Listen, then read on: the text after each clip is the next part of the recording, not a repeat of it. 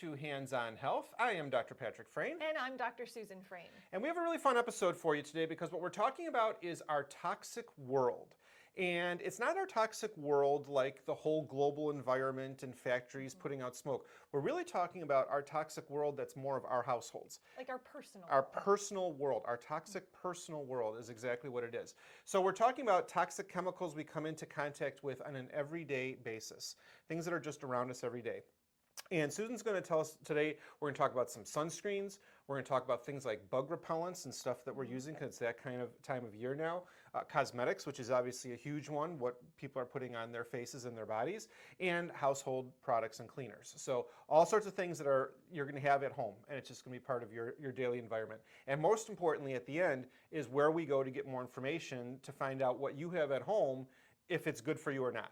Well, exactly, because the fact of the matter is we have, 20, 25 minutes. We're not going to sit here and go through every single chemical that's in every cosmetic, sunscreen, bug repellent. It's just not possible because there are so many of them. So what we're going to do is we'll touch on one or two chemicals in each kind of section, so to speak. But then at the very end, I'm going to tell you exactly how you can take your sunscreen or your shampoo, your conditioner, what have you, and go online to this great resource and plug it into a search engine. And it's going to list for you every single ingredient that's in that particular product. Nice. And it's going to rate it on a toxicity level from 1 being very little toxicity to 10 being most toxic in various areas. Nice. Is it a carcinogen? Is it a mutagenic? Does it cause reproductive issues? We're going to talk about some of those things as well along the way. Which is great because then you know what you have at home, if it's good for you or not. Exactly. Or do I need to make a change or not? Or hey, what I'm using is okay. Because the goal is not to go out and break the bank and throw everything you have out and go buy new things. Or switch to all natural everything. But do what I have at home. Is it good for me or not? And where is it at? And you can take it step by step because these things can be very overwhelming, and a podcast like this can even scare some people and be like, oh my God, I can't touch anything now. Right. Everything is toxic. Kind of, everything is toxic at this point. But our bodies are meant to adapt to that as well. They adapt as much as they can, but the best thing that we can do is limit the amount of toxins we're exposed to on a regular basis. So if we can take all of those different chemicals in our home and take one thing at a time, so don't just scoot it all together and be like, okay, I'm going to look up every single thing in my house. Yep. Say, I'm going to do my sunscreen this week. I'm going to do my shampoo next week, and so on and so forth, and very slowly change all of this stuff out so it's not overwhelming. That makes sense. Yeah. Well, let's start with sunscreens. So what are the problems with sunscreens? Because you go to the store, and if you're like me, which you're not, but most people are going to go and they're going to go to the big box store and they're going to say, hey, I'm on vacation, I'm out of sunscreen, I need to buy something. So what are the problems with sunscreens? Well, there are two problems with sunscreens. One is that when we are out in the sun, our body absorbs the sun and with that creates vitamin D, which is pretty impressive that our bodies actually produce this vitamin. So when we are slathering on that sunscreen, we're actually blocking the sun from absorbing into our skin, blocking our ability to make that vitamin D. Well, vitamin D is an extremely important vitamin, helping in lots of different functions, one of them being our immune health. So if we are blocking that, and a lot of us will then end up having lower vitamin D levels, we could end up having a lower immune system, a bad immune health. So that's one thing. Now, I'm not saying don't use sunscreen. Right, no, because that causes other problems. Well, exactly, but there are other things that you can do. So for example, if we're talking about little ones like newborns, for example, you do not want to be putting sunscreen on a newborn, but there are lots of different things that you can be doing.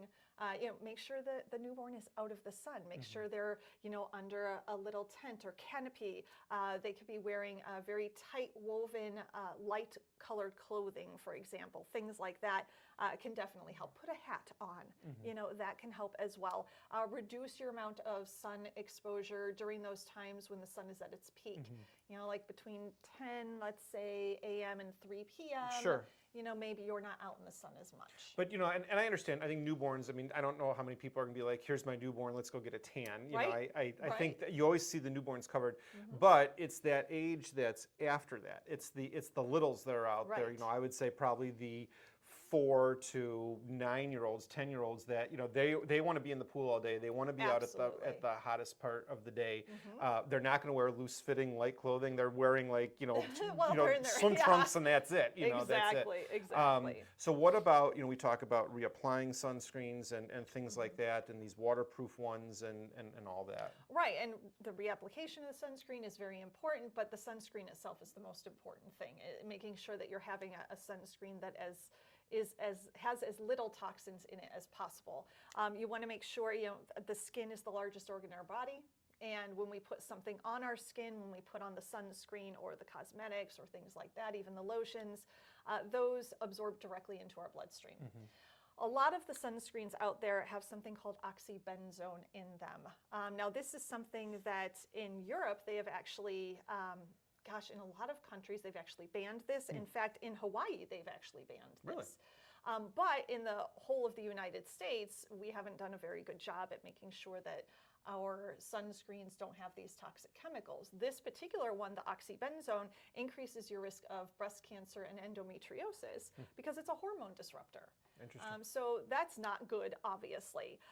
It easily penetrates the skin, and although Hawaii has certainly helped bring this to light, our own FDA has kind of slowed down and not really done all of that much about getting this out of the sunscreen. But because there has been more talk of it lately, we've definitely seen a reduction. It's one of those things where you can look at the sunscreen on the back of it, look at the ingredients, be like, hey, this doesn't have oxybenzone. Okay, well, that's one good thing. So right now, it sounds to me like this is more of a state-regulated situation because Hawaii was able to make a decision, and the FDA is kind of looking into it and seeing. Yeah, we just don't do a very good job regulating the toxic chemicals in products that we use as a whole in the country. So yeah, sometimes states will take it upon themselves like Hawaii did, which is fantastic. Sure. And what about the other thing I question on is these numbers? Like when you think of like SPF numbers, now you can go and there's SPF 100 and there's all these sort of things. To me, it's like you get to at some point, the number doesn't matter. I mean, between a 30 and a 50 and a 100, it seems like we're adding more chemicals to the sunscreen to block that ray more, but I don't know if there's more protection between a 50 and a 75 and a 100. Well, some sunscreens, that's another issue, is that they might prevent sunburn, but they actually still allow the harmful UVA rays in. So that's really another issue because UVA rays can cause aging, increase harm, and increase immune system harm, and increase your cancer risk as well. Interesting. So that can be a big issue. The best sunscreen is really more of your mineral-based sunscreens. Okay. Zinc oxide, for example, is one of the active ingredients in the mineral-based sunscreen. Okay. So that's something to look for. So looking for that on the package, that if I'm going to the store and I'm buying something because I ran out, something that's mineral-based. Mineral-based is really more what you want to be looking for. I like that. I think that's a good take-home tip. Yeah, I'm not sure you're going to find a sunscreen that is 100% non-toxic. Of course. But you want something that's as minimally toxic as possible. Good. Okay, as much as sunscreens are fun, when the evening comes, the bugs come out. Oh my goodness, and they really do in Wisconsin. Now everyone's out there spraying the cans all over. It looks like the 80s hairspray cans going. And again, picking on the littles, here come the children out, and mom says, hold on, and they're like spraying the kid in this cloud of bug repellent, all so that they don't get a mosquito bite. So let's talk a little bit about that. Is there a bug repellent out there that really is the one that's going to be like, it's going to get all of these? Yeah, no, that just, it doesn't happen because you have to remember, depending on where you live, you're going to come into contact with different pests, essentially. So really what you want to do is you want to know your enemy, is what I say. Know your enemy. So if we're living in Wisconsin, for example, one of our biggest things is the ticks and the Lyme disease. A little stats galore. Stats galore. Oh, I do have some stats. Oh, I was so bummed because I didn't think I had it. She has made an appearance. CDC reports that cases of disease from mosquito, tick, and flea bites more than tripled from 2004 to 2016. Wow. Lyme disease more than doubled during that time. And Wisconsin is one of the the worst states for that, and I think we kind of know that. So what we want in the state of Wisconsin is we want to be like, okay, well, we need to look for a bug repellent that is going to specifically focus on those ticks, for example. If you are going to be going camping in another state, you want to make sure that you are looking into the pests that are in that area that you're going to be going to, so that you're bringing a bug repellent with you that's going to be appropriate for those guys. For that area. Not so much for Wisconsin. Yep. Yeah. So, Yep. so that's very, very important. Make sure you research the most common diseases in the areas that you are going to. If possible, cover up with light colored clothing. You know, we all know that, you know, you shove your pants into your socks and that can keep the ticks from getting on your skin, all that good stuff. You know, it's 88 degrees outside. You're not wearing pants. You're probably not wearing pants. Well, you're probably wearing short pants or whatever. You're not putting those in your socks. Your socks are really tall. Well, that'd be interesting. Yeah, so that makes it a little challenging. So at some point you do have to actually get the bug repellent. So we'll talk about that in a moment. Yeah, around your home, make sure you don't have any standing water. I know a lot of people like the bird baths and stuff, but sometimes that can be just a breeding ground for those mosquitoes. You can also test your bug repellent before you go camping. You know, like be around your home and you're just testing it out a little bit before you go camping, so you make sure that you have what you want. So chemicals such as picaridin, it tends to be the least toxic. You can also try a botanical. So a lot of the essential oils, for example, oil of lemon, eucalyptus, can be a mosquito repellent, for example, is a really good example of that. And the way I sometimes look at things too is, like Susan was saying, it's depending on what you're doing. So if you're, you know, I always look at this thinking to myself, if I need something, I'm going to use it. You know, I think everything is in moderation. You know, I don't think if I use a classic bug repellent, you know, that you see once or twice, that I'm going to wind up having a deathly disease from it. But if I do it all the time, I think my chances go way up. So if I go camping once in a while, it's okay. But what about for those of you that are listening that are camping right now, listening to the podcast? I think it's a good point.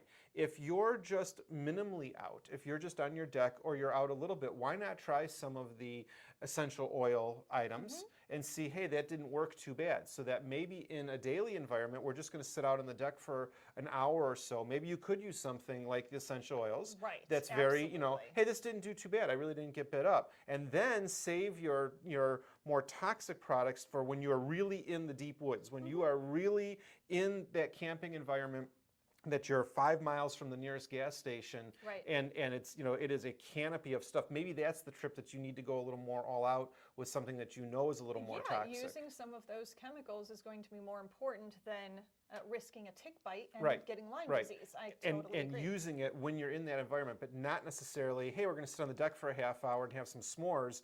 You don't necessarily need to use that deep woods product, you know, and there's so much stuff that you can even do at home as well. If we're talking just at home, you can plant lemongrass, for example, around your deck, and that's a great mosquito repellent. So there are certain plants that you can also put around your home or around areas that you tend to sit out on.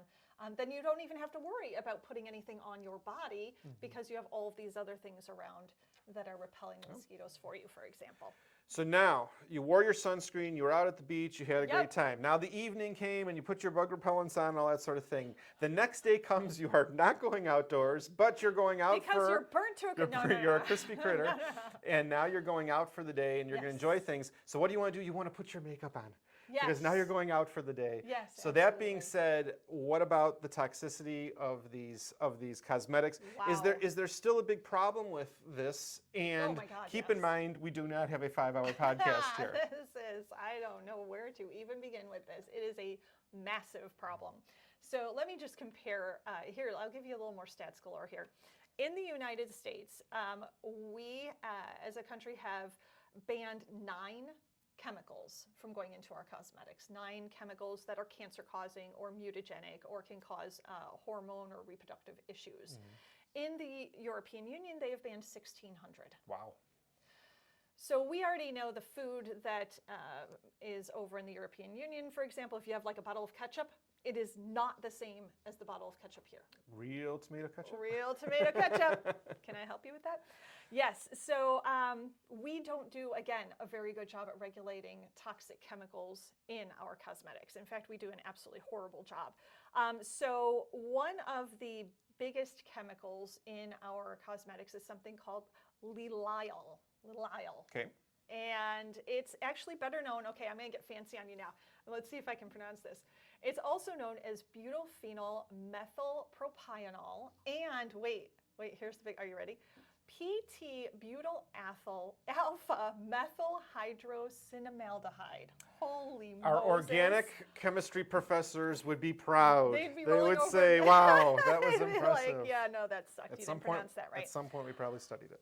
Really what this is all about is this is something that they add to give you kind of a floral fragrance. Okay. So you're going to find this a lot in different perfumes, or maybe in lotions, or maybe in a base that you put on your face before you start putting on all of your makeup. So it's found in a lot of different things. Now the problem is that it is a known endocrine disruptor.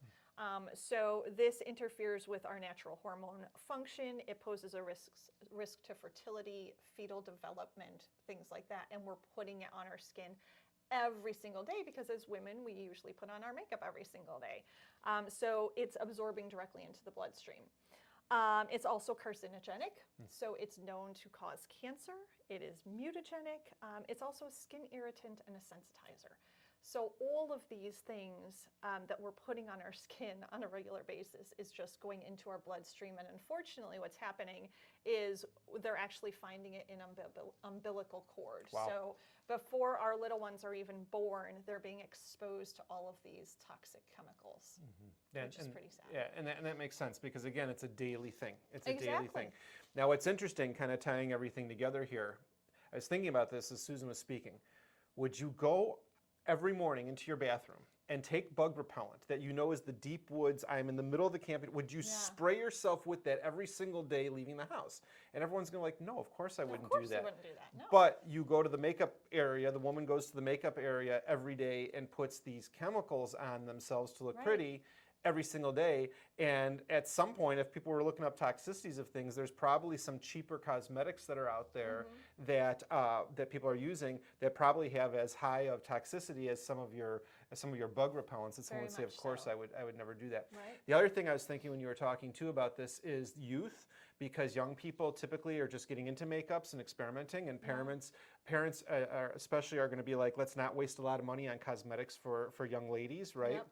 Because they're applying too much, they don't understand this and that. I'm thinking of things like clogged pores, acne issues, toxifying youth that are coming out.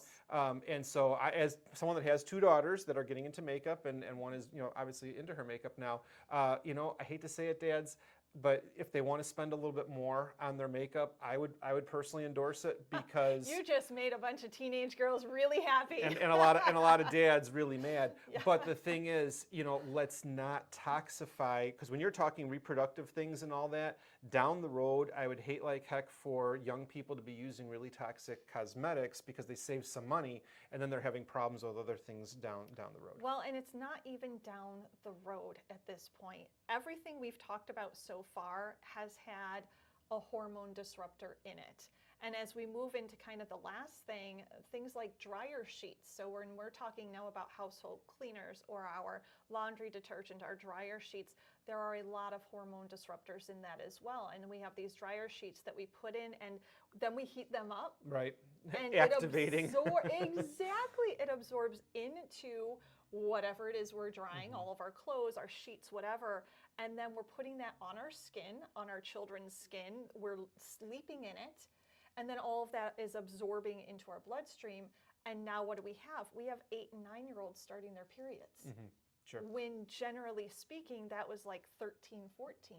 But I'm hearing it younger and younger and younger. Well, why is this happening? Well, I don't know, because we're putting all this sunscreen on our bodies, which we think we're doing a good job. We're putting on the bug repellent. Then we've got the lotion. Then we've got the laundry detergent. Then we've got the dryer sheets, all of which contain these hormone disruptors. No kidding, we're having issues. And I think when I look back and I think about my grandmother who, I don't know, she was 92 when she passed away. And I'm thinking when she was young, in the 20s and the 30s, they didn't have any of Correct. this stuff. It was Yep. just a simple soap and a wash, and it was a hanging on the line, kind of a concept. Yes. Oh And my even, God, I remember that. right, and even a lot of our farming communities or rural communities, it's still kind of the thing that you drive around and you'll see, wash on the line. Yeah. But all of our urban communities, which is most of the people in the United States, of course, in the concentrated areas, it's the convenience of this dryer sheet, that dryer sheet, and the more scented, the better. I've even seen ones that have additional scents, where they literally yes. have additional Time release. extra scents or time Yes. release. And I keep thinking to myself, my God, this is just more toxins. Yes. So when you sit down and you hear bad news about health problems with people, and why is this all happening right now? I think these are some of the subtle things that are going on that people don't talk about outside of a podcast like this. But yeah, there's a lot more of this toxicity right now in the United States in this year than there was, 40, 60, 70 years ago, because they Without just a didn't, doubt. they didn't even have these products. Exactly. Okay, so, a lot of information, but where's the best place to go to get more information on all of this? We're not done yet, but wait, there's more. There is more. Act now and you will learn more on this podcast. Let's talk a little bit about more about these household products, because we haven't hit on forever chemicals. Okay. And Yeah, what are those those? You hear about those. Well, PFAS, or PFAS, or forever chemicals, are found in so many things. It's household cleaners, the laundry detergent, like we're talking about, flooring, you name it, it's everywhere. They're called forever chemicals because they never break down in the environment. But what's even worse is that they build up in our bloodstream and in our organs. Sure. We do not have the ability, our bodies have not adapted to that ability to get rid of these things. And that's why we're at a point now where 1 in 2 people will end up with cancer in the United States. It's ridiculous. It just keeps getting worse and worse and worse. They're linked to a wide variety of health concerns. Immunosuppression is one of the biggest problems. Well, if you're suppressing the immune system, no kidding, if you've got people in your family that tend to get sick all of the time, well, could it be coming from some of these chemicals? There are stories you hear of pockets of cancer in certain areas of the country. Yes. And they've been able to link that to the water, because, hey, what happens, if we're using these chemicals in our laundry, for example, and then we do the wash, it drains, where does that water go? Yep. And then we end up ingesting that water, and now we got the chemicals from when we did the laundry, but now we actually ingested it through our water as well. Seeps into our watersheds, pollutes our waterways, found in the drinking water. Not only are they immune suppression, but if you suppress your immune system, you're also going to increase your cancer risk. You're increasing cholesterol, which I found very interesting. That surprised me. And honestly, the physiology behind that, I don't know. I didn't look into it and read about it further, but I'm interested to learn more about that.